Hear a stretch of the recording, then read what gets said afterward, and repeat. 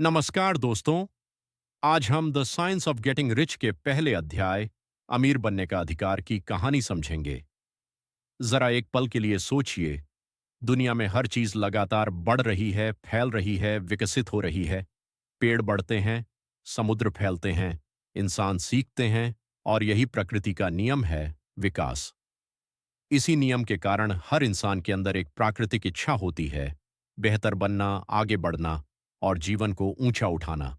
और इसी कारण अमीर बनने की इच्छा कोई लालच नहीं है। यह हमारी जन्मजात प्राकृतिक इच्छा है।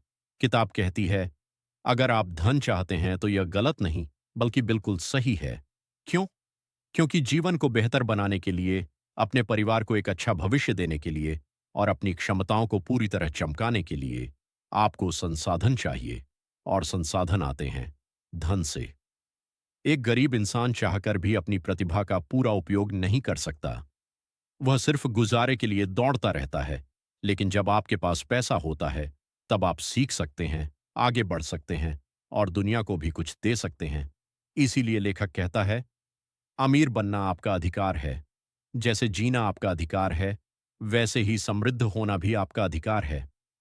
लेकिन एक महत्वपूर्ण बात याद रखें, अमीर बनने का मतलब सिर्फ बैंक बैलेंस नहीं है। इसका मतलब है एक ऐसा जीवन जीना जहां आप अपनी प्रतिभा, अपनी रचनात्मकता और अपने सपनों को पूरा कर सकें।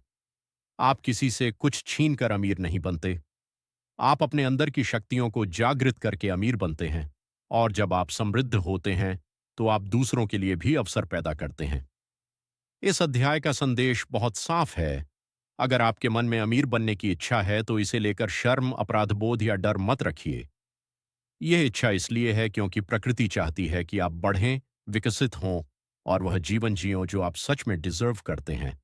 तो आज से अपने दिल में यह विश्वास बैठा लें, मुझे अमीर बनने का पूरा अधिकार है। और यही सोच पूरे सफर की शुरुआत है,